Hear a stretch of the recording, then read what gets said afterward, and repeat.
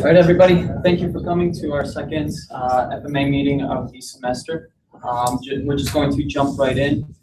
Feel free to get pizza and talk if you have not already done so. Without further ado, I would like to introduce to you Ryan Trott, who is our guest speaker for today. Give him a hand, please. How's everybody doing today? Good. How about you? All right. Happy to be here. I got to leave a little early. I'm not going to do any presentation or anything. I'm not a huge fan of PowerPoint. That's something that may or may not be a popular opinion with a business school. But in general, I just have never been a fan of sitting through them, so I'm not going to make you guys do that. I've got a handful of topics that I want to cover here. And at that point, we'll probably turn it over, have some Q&A, whatever you guys want to get into. So to start off, my name is Ryan Trott. I work at Zurn Industries. So over on 18th in Pittsburgh, we're a commercial plumbing manufacturer, although nowadays we don't manufacture a ton. It's more engineering, innovation, and at that point, it's kind of a global supply chain. A lot of our stuff is sourced overseas, some in domestic foundries and things like that.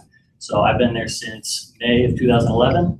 I did my undergrad at Penn State University and State College in actuarial science, so more the insurance route, theoretically, for that degree. And then after that was over, so I did a couple internships at Erie Insurance.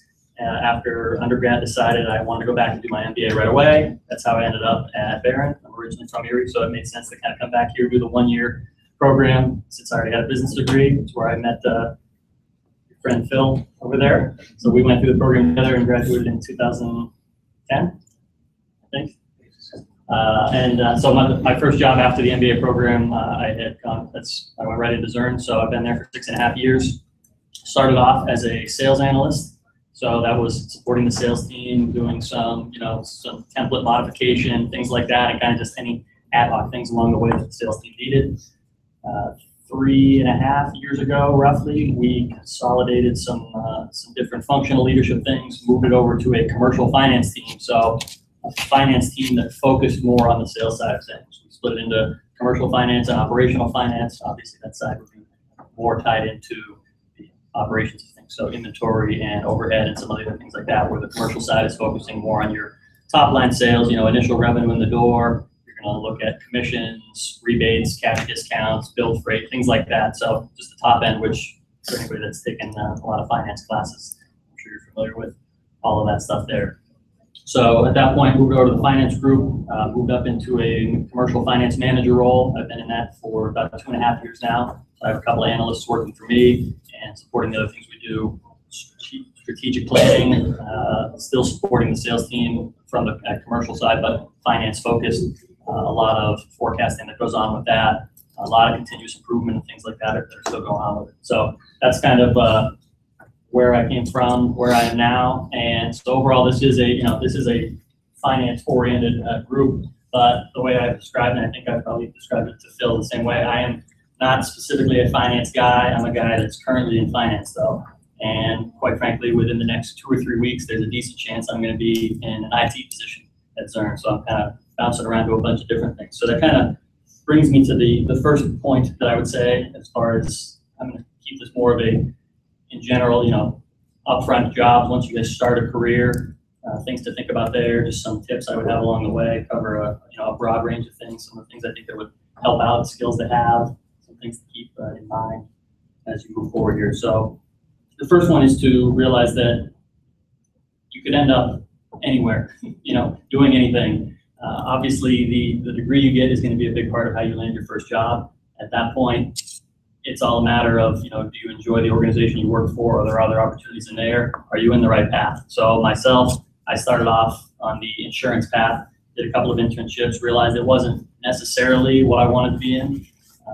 For anybody that's familiar with actuarial, you take a lot of other exams along the way. So took a couple of those, but decided I don't really necessarily want to continue to take these, to focus more on something else that would get me more involved with people initially and less involved with the data.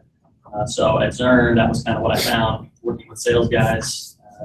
It's a different environment, a lot of strong personalities out there, and people you have to wrangle. And just along the way, enjoyed a lot of that, but also enjoyed the forecasting, the finance side of things. And when the opportunity came up to kind of build this commercial finance team as part of the organization, it seemed like something I was interested in. So I took the opportunity to transition, pivot over and do that. Kept a lot of the same responsibilities, but was able to pass off some other stuff. And at that point, in very short order, we had built up the team, added a couple of analysts where I could pass off even more, find more things that I enjoyed doing, more areas in the business that I felt needed some attention.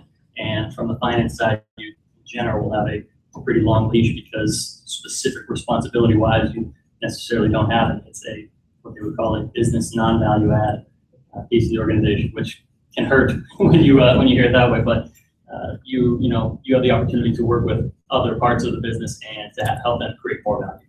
So at that point, yeah, did I expect to be in finance at any point? Not really. I mean, I had no problem with the finance aspects of undergrad of the MBA program, enjoyed them, but accounting and finance, I always kind of lumped in together as being the more black and white, just numbers, not as exciting, but found that there were some opportunities in there and it allowed me to work with people I wanted to and do some of the kind of things I wanted. So that's the first thing I would say. Aside from people that are going to be doctors and very specific things that you need to be trained for, a lot of the skills that you're going to pick up with a business degree are going to be applicable across a lot of different areas of business. So whether it's finance, accounting, whether it's sales oriented or marketing, supply chain, MIS, all those things kind of tie together. And depending on the size of the organization, Zurn, not a real big company. I mean, overall revenues in the $500 million, $600 million range, but within Erie, only 150 employees, give or take. Countrywide, somewhere in the vicinity of I think 500 or 600 right now that we have. So by no means like Google, Amazon, things like that, where there's probably a lot more opportunities in a very specific avenue. So something else to consider, that when you end up in an organization, and really when you're choosing what organization to go into, keep that in mind that there's a lot of things to consider beyond just what's the job you're doing right now. So don't lose focus of the job you're going to be doing right now, and don't be constantly thinking about the next step.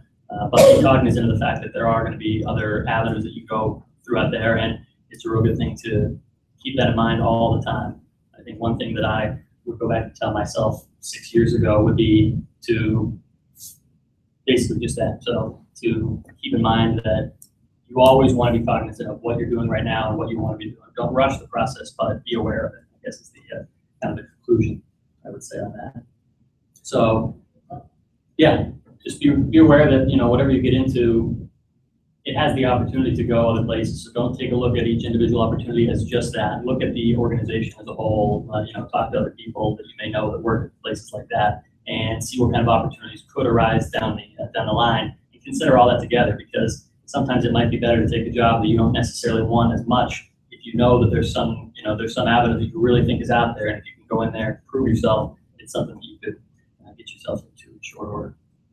So with that, I would say that once you are in an organization, at the beginning, leadership skills are not necessarily the thing that you have to have, but a term that I have heard recently, I don't think I even heard it much in school or growing up or anything, but the term followership, which is, I think there's a lot of definitions for it, but one of them would be, it's really getting people in those leadership positions to have that belief in you and to trust what you're saying, and put weight on the opinions and things that you have. So that's something that I think is really big. And now that I'm more in the middle of my organization, I try and look more for that at the people at the entry level and people at the same level as me, and the people that are the directors that may someday be the VPs and senior leaders out there.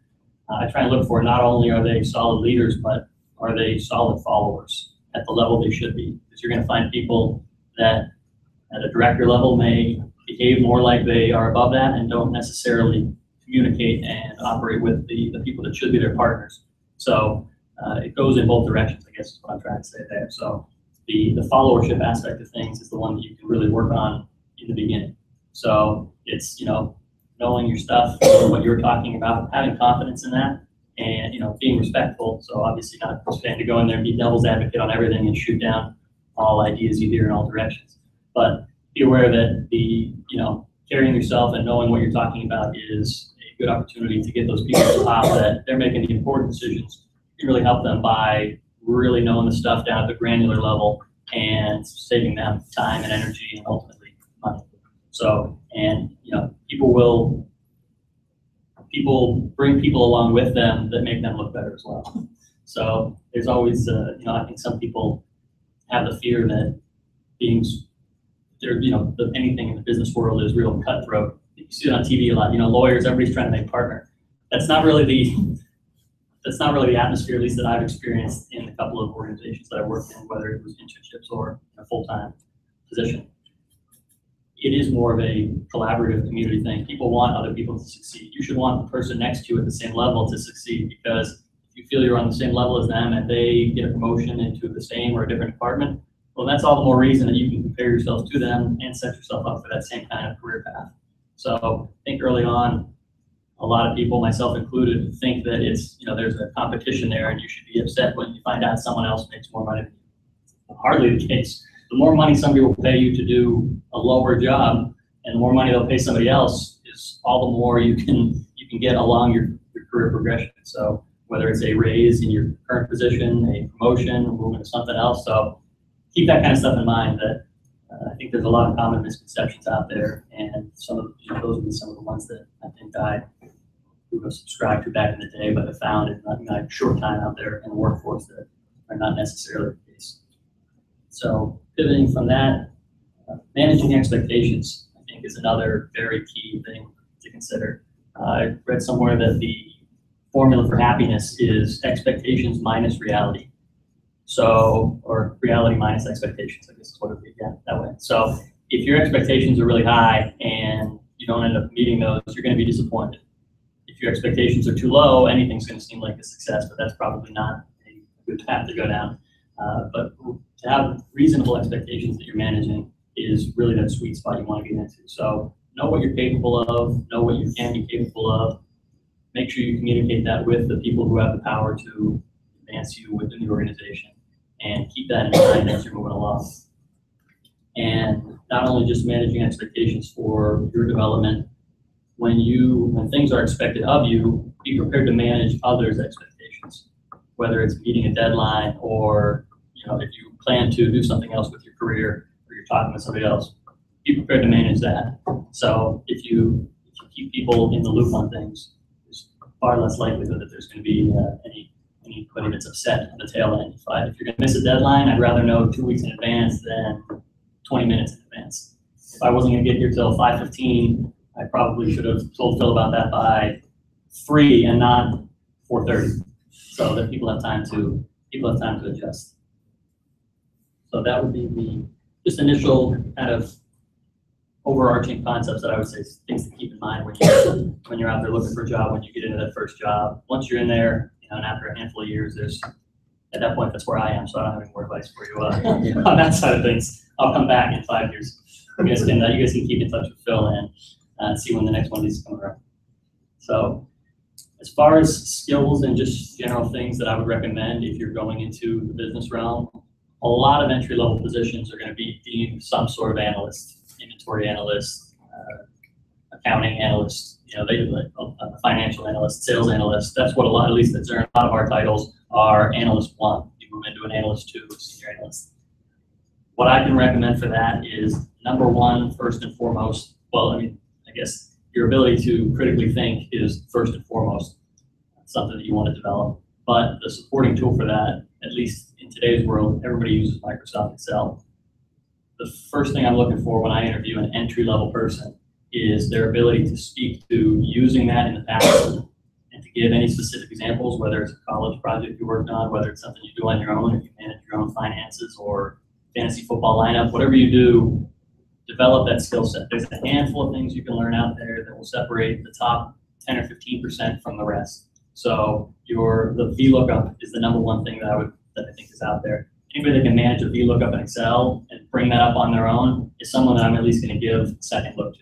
Now, we've hired people that don't know that kind of stuff, don't bring that up in conversation, but it is anybody that brings that kind of stuff up is usually going to make it to at least another step. We'll give them another shot at it. I've actually tested people in interviews, and I've been tested in interviews.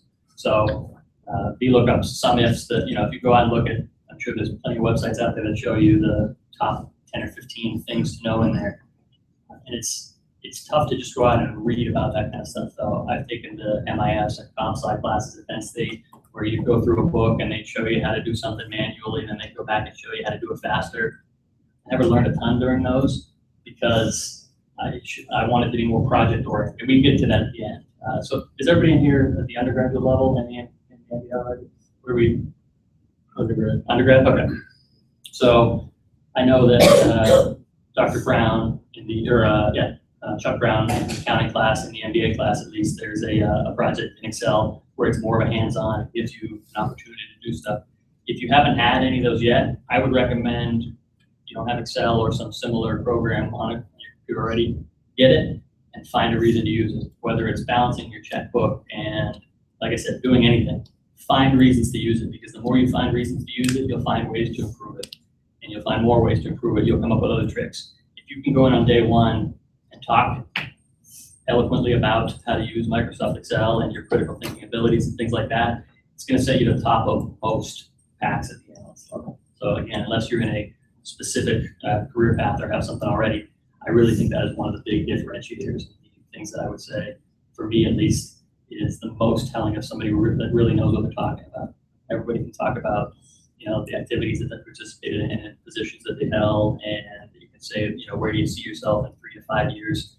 There's all that stuff, and there's a lot of standard answers that are going to come out during interviews. I've given them, I've seen them. So from the interviewing side of things, I would say the giving examples of specific things you've done along the way are what really separate it for me and makes me want to continue that conversation and bring something back. I've had interviews scheduled for 30 minutes that have gone an hour. I've had interviews scheduled for 30 minutes that were over in 10 or 15 minutes. So being able to talk and bring things up on your own without the interviewer pulling it out of you, I think is something to consider as you get to that point where you're going to go out there and be interviewing for those internships or those first jobs. That's another thing as far as in the interview itself.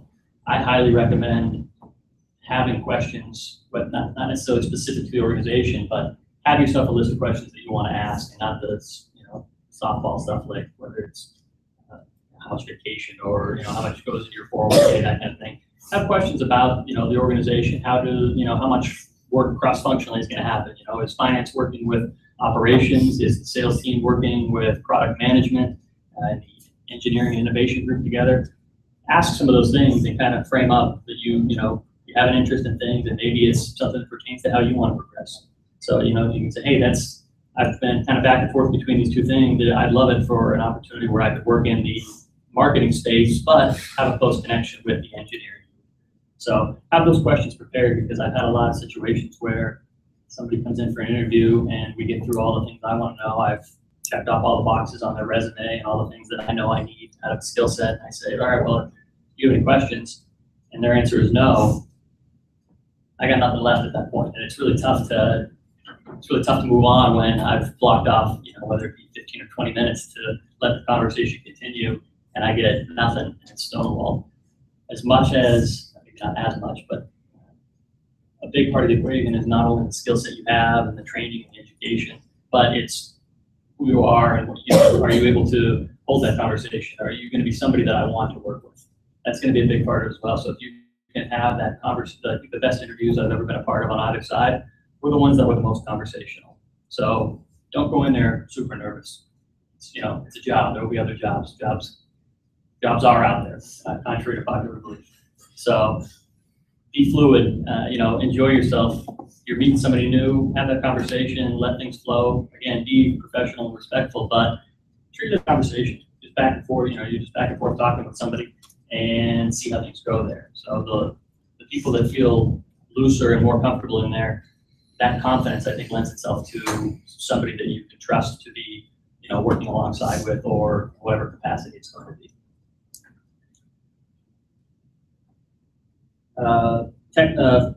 So beyond Microsoft Excel, the technical skills I would say is always be considering what you can do to standardize things. So if it is in Microsoft Excel and there's something you got to produce every once in a while, figure out if there's a way that you can standardize a template. So, are there going to be a varying number of rows and columns or tabs? What kind of stuff are you dealing with? Think of ways that you can make that work quicker. Continuous improvement is something that along the way I have worked on throughout my job, but in an unofficial capacity. At Zurn, our parent company, Rexnord, has their philosophy. That's this whole book here. This is mostly for show. I won't be going through any of that, but the Rexnord business system is what their behind the scenes core values and the belief in continuous improvement. So they've got their whole list of steps to do that.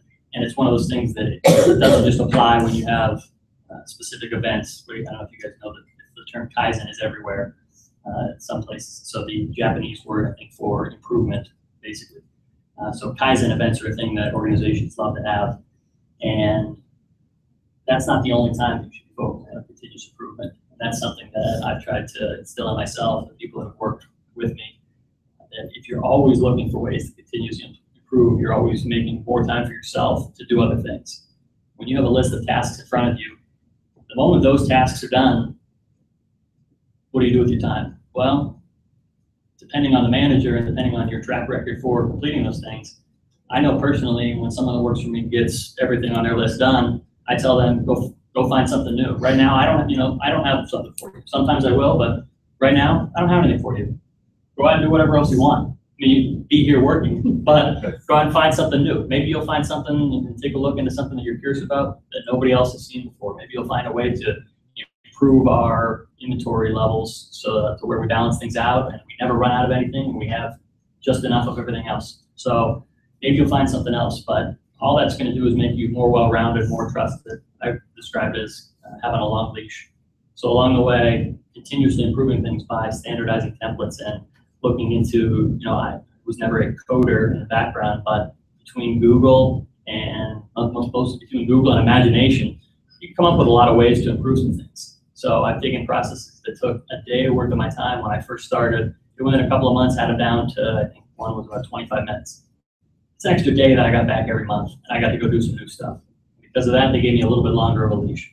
And with that longer leash, I got to work with some other people, with some operations people, some finance people. That's honestly how I ended up in the path that I'm at now, because I had some extra time. The VP of Finance pulled me over and said, well, here, I need this. I need somebody to work on this.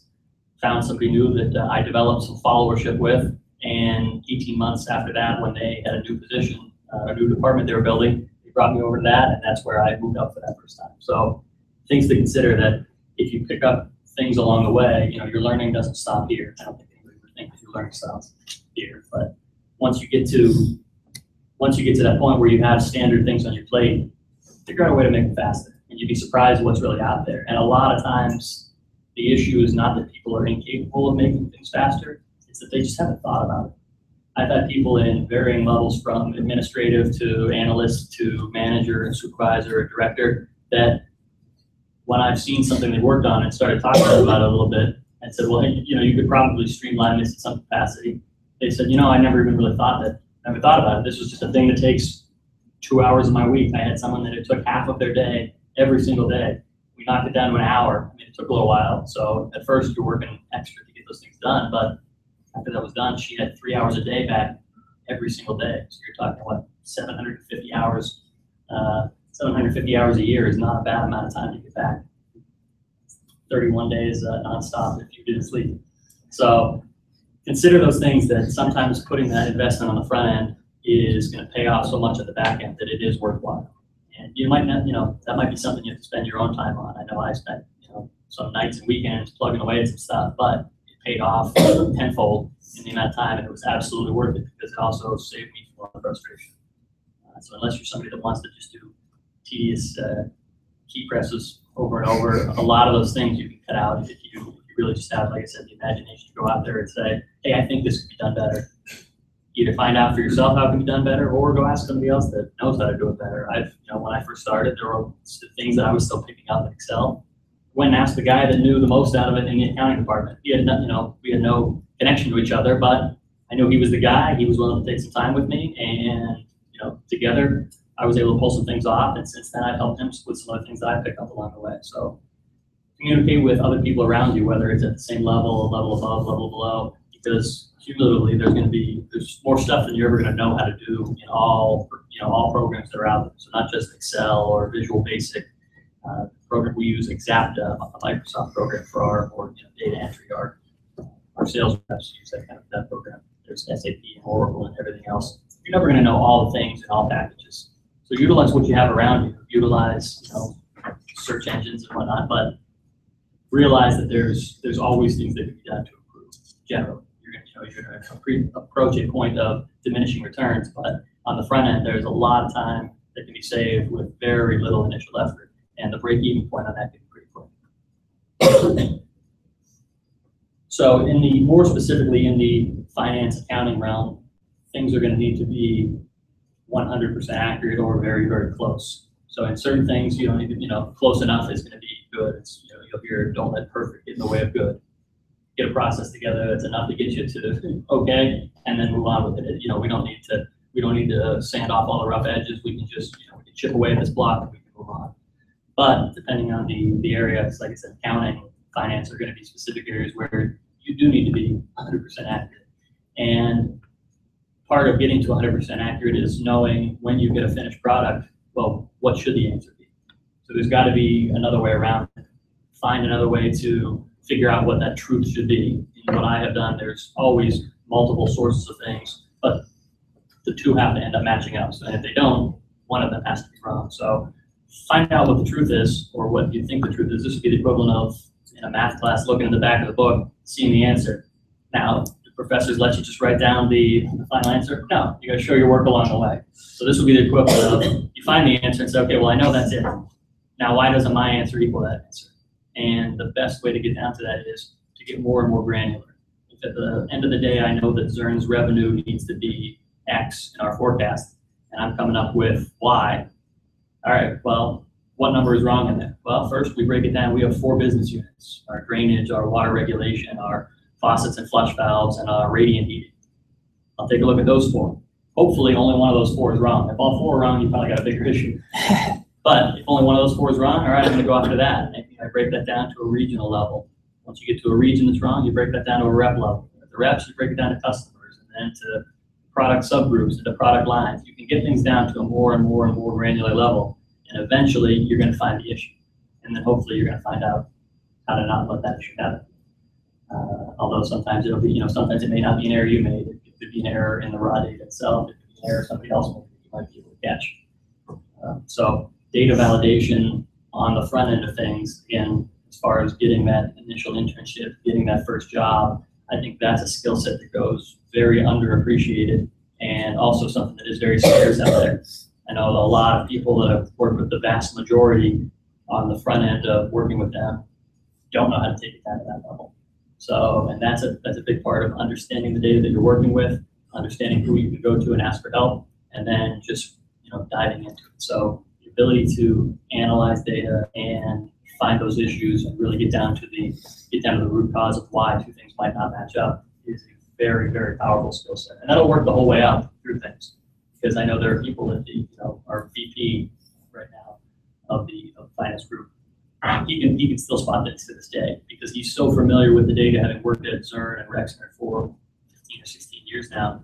He's so familiar with things that if something's a little bit off, he can spot it right off the bat. And he may not go through and perform the granular analysis, but he's going to notice it. So if I or one of the analysts working for me is presenting data up to that level, it's going to get caught. So we try to make an effort to not let that happen and catch it on the front end. So I would say with those technical skills, understanding your data, being able to ask the right questions, go find the right people that can get you down to those 4 levels is a very important thing and a very underappreciated skill.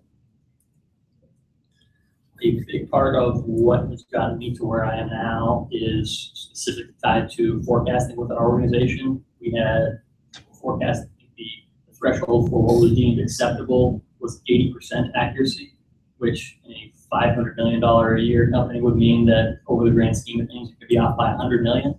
So different people had different expectations of what was realistic and what was acceptable, in my opinion. We've gotten to a point where 0.5% off is a bad month now. And depending on the organization, there's going to be volatility, there's going to be seasonality, there's going to be other things to consider, external factors that are out of your control, whether it's the market, whether it's a new customer. For us right now, the hurricanes in Texas and Florida, our Southwest and Southeast divisions are drastically off compared to what their expectations would have been just 2 or 3 months earlier when looking at the future.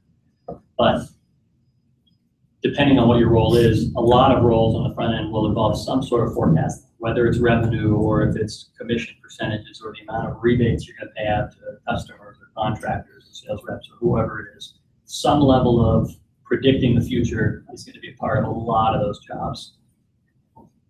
Diving into things and understanding all the factors that play into that is a very big part of your ability to be successful with an end result. So again, when I said, if our forecast needs to be X, well, how do you get to that? A perfect example of why this skill set I believe is important would be when I interviewed for an internship with Erie Insurance in the actuarial department. The director or VP of the program at the time, the last question he asked me during the interview, after going through all the typical stuff, we sat at a computer, did some Excel things. The last question he asked me, and it was a lengthy one, well, the answer was assuming that State Farm insured 1/3 of the houses in the state of Louisiana in 2005, how much money did they lose, or how much money did they pay out in claims during Hurricane Katrina, just for that area? That was the question. And I said to him, I was a little confused at first, but it still sticks with me. This was probably 8 or 10 years ago at this point. That question still sticks with me because he didn't care what the answer was. He knew the answer, but it wasn't what the answer was. It was, how did I get to that answer? And for the next 20 minutes, probably, we talked about how would we determine that? Without having the data in front of us, I could have looked at the data and said, okay, well, here's what it is. He wanted to know, do I know everything that goes into it? And at that point, it was, well, the loss is going to be the frequency of your loss times the severity. So what do we need to figure out? We got to figure out how many homes were there and how much did they lose per home. Well, how do you come up with that position? Well, how many people own homes? Let's figure that, 20% of the population owns homes, 80% rents. And we just took positions along the way, jotted down notes. And at the end, we had, the estimated population of New Orleans and the surrounding areas. Well, would every home have been a total loss? Would some of them only been a partial loss? We went through all that stuff together. And I think at the end of that question, he understood that I, from an analytical standpoint, was able to go through that exercise, even though I was caught off guard for the first probably minute and a half. It was kind of deer in headlights look. But at the end of that, I recall my number came out to 10 million or 10 billion. The answer was 4 billion. So I was off by 6 billion, which is a pretty big amount. But I was pretty close to being on the same fact, within a factor of 10. And when you have all those things considered, I was pretty happy with that. I think the end result was all right. I ended up going back there and working for a summer. So it worked out okay. But that skill set is something that's very hard to identify. A lot of people have it. So I'm not saying that what I went through was anything Herculean. It was basic assumptions, but basic assumptions that we took down to every possible level, down to even the average family probably has 1.5 kids. So we went through all those discussions, and going through that kind of thing is a great way to show the value that you're going to bring to an organization. So when you get into an interview, and once you're in an organization, do everything you can to make sure that people know you know what you're doing. Because the sooner they know what you're doing, the sooner you get a second interview or a final interview, all the way to a job offer. And once you're in an organization, that's how you develop that followership, and that's how people trust you to do more stuff. They're going to come and ask you to do more things to help them out because they're going to know that you're somebody that they can lean on. So I recommend working as hard as possible to get in touch with as many. So not only networking in businesses across the area and the state and the country, but just within your own organization. Make sure at some point everybody knows who you are, again, within reason, depending on how large your organization is, but at least within your maybe subgenre of wherever you end up.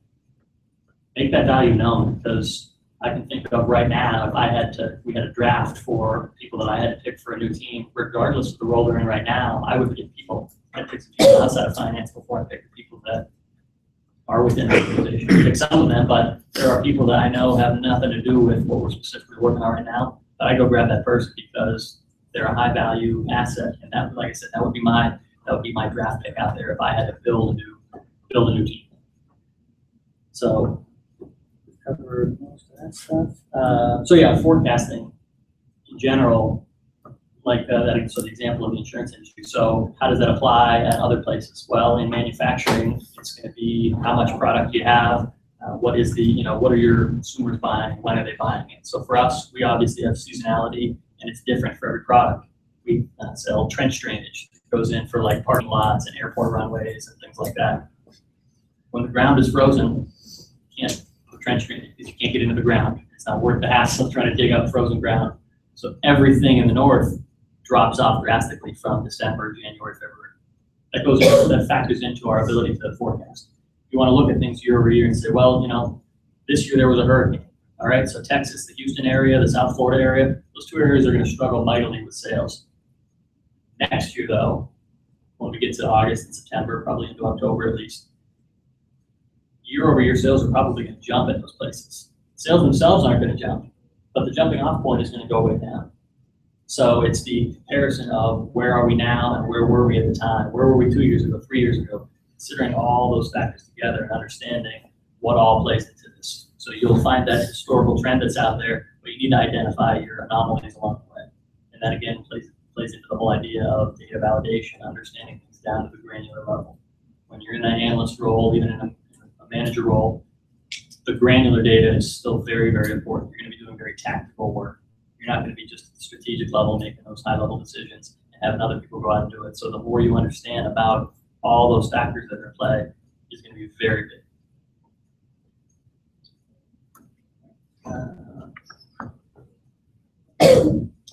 So with the communication and managing of relationships, I think trust, respect, and honesty are very big parts, specifically when you're talking about the people that are directly connected to you, whether it's the peers within your same department, your direct reports, or the people you directly report to. If you can manage that trust career-wise, that's going to be huge. So the examples I would have would be, I've had 3 people that work for me that have all left and gone to other places. I'd like to think it wasn't because of me, and I believe there are reasons for why it wasn't. But the standard is to give 2 weeks notice, 2.5 if you get a job off in the middle of the week. The minimum that I got from anybody was 4, and that's because they had to start at that point. The other 2, one gave me 6, and one gave me, I think it ended up being 9 or 10 weeks. And I had one boss leave in my time, and I knew that boss was leaving, I think, 8 weeks before he ended up actually having the firm start date and had moved on. I also at one point was almost out the door and had given him complete notice. So if you have that trust and respect, you can then have the honesty. So I think it starts with those two to build that relationship. And just consider that even though standard practice is to give the 2 weeks notice, the more notice you can give to somebody, the better. And if that person is a solid person, they're not going to be upset that you're leaving. All 3 of the people that have left, I was happy for them, frustrated for me because I knew I was going to have to start from scratch with somebody else. I was trying to help build up somebody that was going to be with the organization. But I understand that it is still just business. Not everything is going to be personal about it. So when those decisions were made, the fact that they gave me as much time as possible was fantastic. In 2 of the 3 situations, we were able to get somebody else in the door before that person left. We were able to work it out where we got that turnaround time and said, hey, let's get somebody in here. So they got to physically meet their replacement before leaving the organization. They got to train the replacement a little bit. I didn't have to do it. So I think that harboring, managing those relationships and cultivating that can be big for both sides of things. And the same thing, when my last boss left, gave me a ton of notice before he went anywhere. That's where now I've started my path into another department because I said, well, this is the time. I would rather when somebody else comes in, they can kind of build the finance group back the way they want it. I'm going to make my path. I was going to wait till he was ready to move on to something else as well because we worked well together. So with that advance notice, I was able to ramp up my process, and like I said, I'm within a couple of weeks here of probably transitioning into a continuous improvement role on more of a IT business intelligence route. So keep that in mind. Just because 2 weeks is standard, the moment give somebody a heads up. You don't want to constantly be threatening to leave. But if it's real close, give the person a notice because I think if you have that trust and respect with them, I think they deserve that level of honesty, and it's not going to hurt anything. If anything, they're going to be very grateful, at least in my experience, that you provided them that extra heads up so that they can plan accordingly and not be rushed. With 2 weeks, it's very hard to get somebody else in the door unless you're an organization that has an unlimited supply of entry-level talent to pick from. So just keep that in mind. So I think as far as general career things to consider, skill sets to cultivate, the way to approach an interview, the way to approach your first job, I think that covers most of what I wanted to get through here. The other big thing I would want to talk about is consider that when you start your first job, typically you're going from making no money or relatively little money, a part-time job or whatever it may be, to a lot of money. And when it first starts, you don't need that money. Hide as much of that money from yourself as possible. Because the moment you have it and you start to collect that steady paycheck, your standard of living most likely will change. You may be better at managing finances than most, but my recommendation is put as much money into your 401k or whatever retirement you have at that point, because the sooner you can get up to maxing out your contribution there, the sooner then you'll have some extra money. So as much as you can get in right out the gate, unless obviously with student loans and stuff, you want to put down a healthy amount on those, whatever your highest interest is. But typically the market's going to perform better than you owe on any car loan or student loan. So consider that you can still pay off those student loans with the minimum payments. You don't need to rush to throw a lot down over and above on that, because you can put that money to good use elsewhere. So consider that as much as you can put in right off the bat, try and do that. And then when your promotions come in, when your annual merit increases come in, consider paying your future self some of that. 30, 40, 50 years later, that person hopefully ends up being a good person, and you'd be happy to support them. So that's just on a more financial planning note. That's one of the bigger things that I would recommend, because it's the thing I don't think a ton of people talk about. When you get those first paychecks, you want to take as much of it as you can. But if you can throw 15, 20, 30% aside, obviously you want to get at least whatever your company will match, but try and go higher than that. Because at a certain point, you can get yourself up to whatever it is now, $17,000, $18,000. And the money that you're putting in on that front end, like I said, when you probably don't need it, is the money that's going to be worth the most later. So as far as your time value of money, I'll preach that to you. So with that, I think I'll end my rant. And if you guys have any questions or anything you want to go back to and touch on, or if Phil needs to chime in with anything, leave it there. So as a commercial financing manager, what would you say your day-to-day job would be to do exactly? It seems like a pretty high up job at that point. So for me, it depends on where we are within the year, the quarter, the month. So for us, right now our year runs April through March. So we're getting really heavy into our strategic planning. So with the strategic plan, we need to know where we're going to end this year. So right now we're projecting the last week of September and the next 6 months. That's now our jumping off point for the 3-year strat plan. So if we're in our fiscal 18 year right now, they are putting together fiscal 19, 20, and 21. So that's the big part of what I'm doing right now. So that's working with the commercial team. So as part of the commercial team, we have engineering and product management. They're handling the innovation, new product development. So as things are going to launch, some of them are out right now, and they're still trying to figure out how much are we going to sell now, and how is that going to, that stuff, the stuff that should be rapidly growing, whereas the standard business might just be growing with GDP and price increases over time. So it's coordinating with the engineering and product management to understand what do we have now, what other stuff is going to be added in.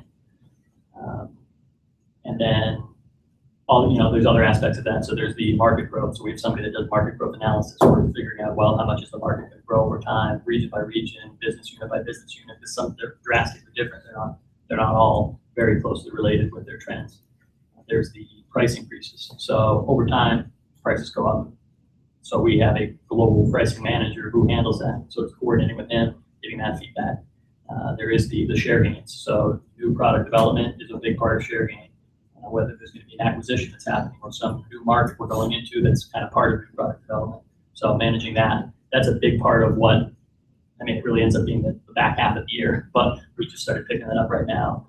When we get to the very end of the year, our team is involved with setting quotas and expectations for everyone at the rep level. So we started at the rep level, rolled it up to our region, where we have 8 area managers that manage each of those $40 to $60 million small regional businesses. If you want to look at it that way, they're kind of not quite CEO, but a high level, president of a smaller regional business. Within each month, within each quarter, we set the quarterly forecast for the upcoming 3 months, because a big part of allocation of inventory, resources, overhead, labor that you're going to have is knowing, well, what's going to happen in the next 3 months, because if we're going to do 50 million versus 100 million, well, I'm going to need less people. If we're going to do 100 million, I need a lot more material. So the quarter is kind of how a lot of organizations, live and die by the quarter. You don't get monthly updates from publicly traded companies. You get the quarterly updates. So knowing that in advance, that kind of sets the expectations for people. And within organizations, they're going to hedge against what they, if I say we're going to do 150 million for a quarter, and they say, well, we think we're going to do 155, or we need to do 155. That's what the market's expecting. That's what we really think. We're going to communicate 155, and we now have 3 months to figure out how we're going to get that extra 5 million. So if you don't know that on the front end, you're marching forward and saying, well, 155 is what we committed to. Well, if you get to the end and with 2 weeks to go, you say, we're going to land at 150. Well, there could have been something you could have been doing the whole time. So that's a big part of the quarterly cycle. Monthly, there's the reporting cycle that is just within each month. So each of the 3 months is just a smaller portion of the quarter. If you're on track in the first month, theoretically, if you set it up right, you should be on track the second and third. If you're below the first month, well, is it time to panic now, or were we too aggressive in the first month? So that's a big part of the monthly cycle.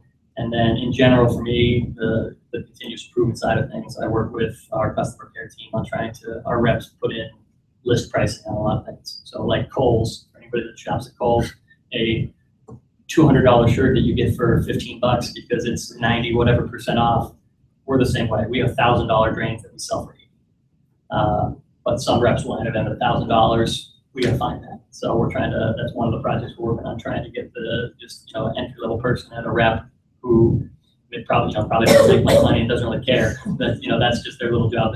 It's not the person that owns the organization.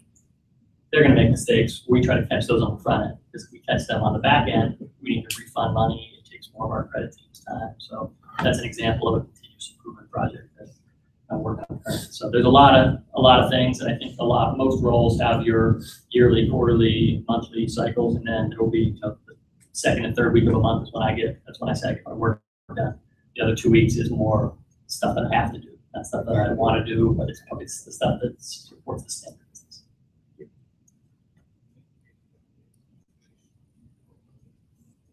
What would you say the company culture is like at Zurn? So we're in a tough spot in Erie right now. Zurn, so Rexnord, our headquarters, is located in Milwaukee, and last September, I take that back, 2 Septembers ago, they opened a headquarters officially for Zurn in Milwaukee. Erie was kind of the de facto headquarters, so I have always been a corporate employee that was based in Erie, which is where one of our 4 business units is based. Now I'm still a corporate employee located here, but I'm now located outside the headquarters. Everyone else in our finance organization is based in Milwaukee. So in that sense, the culture, it's tough because there's always, there's the uncertainty depending on what organization you're in, where what's really going on is you're going to, are there going to be people moving out? I'm not really concerned about that. Nobody's been moving away. They're not relocating anybody. So personally, the way the culture is right now, there's just that, kind of iffiness of what's really going on when an organization makes a move like that. You got to figure out how to interpret it. But we've known for 3 years that decision was made. So as it's played out, I'm still there. A lot of people are still there. So the culture overall, though, I would say one thing I really like about Zurn is that I would say there is minimal power distance, I think would be the descriptive term, that our current president was a VP of sales when I started. So at the time, he was my boss's boss. He was promoted since then, and with other layers in the middle as we kind of have grown in the last couple of years, have developed. But to this day, if he's in Erie or if I'm in Milwaukee, we still stop and have a casual conversation, whether it's work related about the forecast or about the strat plan or something, or just something personal. But throughout the organization, president, VP, directors, managers, entry-level analysts and administrators, I find that there is that level of comfort that there's no one walking around like they are better and more important. So I think that's big. It's and it goes back to the idea that trust and respect that can be out there. There is a lot of mutual respect. People do still have time for you, and I think a lot of that will probably depend on the size of the organization and the nature of what's going on and how people interact. Anybody have any other questions? So I know you talked about like Excel and certain things like that. Is there anything else you could think of that I could put on my resume that would stand out more to you than an average candidate? At that point, it's really, obviously we're looking at at the degree you have and any prior internship experience. So the technical skills, or if you can put specific projects and things on there, those are, for me at least, those are the things that I'm going to look at. Unless you know the other programs they're working with. So like I said, we have Xapta, we have an IBM program called Cognos. If you know that that's what the organization has, and sometimes that'll be listed in the list of qualifications or requirements or desired qualifications. If you do know that, by all means, tailor your resume to say more in line with what the person wants to hear. But don't necessarily just regurgitate exactly what's on the job post. I've had that happen. I saw somebody within the organization. We see when people apply for other positions too. So when somebody comes in and say, well, this is the third time they've applied for a position at CERN. I saw the exact same resume. It's just the mission statement or objective changed on the top. And all they did is replace, I have a desire to be a financial analyst. I have a desire to be an inventory analyst. Like, well, that was the lazy way out of that. Put something else in there that tells me you know how to deal with inventory, or put something in there that says you know how to deal with finance. If it says forecasting, talk about something that you forecast. Maybe it's, like I said, maybe it's your own personal finances or anything. But anything that relates to the job, if you can put a specific example as part, as a bullet point or something on there, that's something that at least it should jump out to somebody, maybe give them a reason to give you extra consideration. Anything else? Thank you for coming in to speak with the FMA. All right, thanks for having me.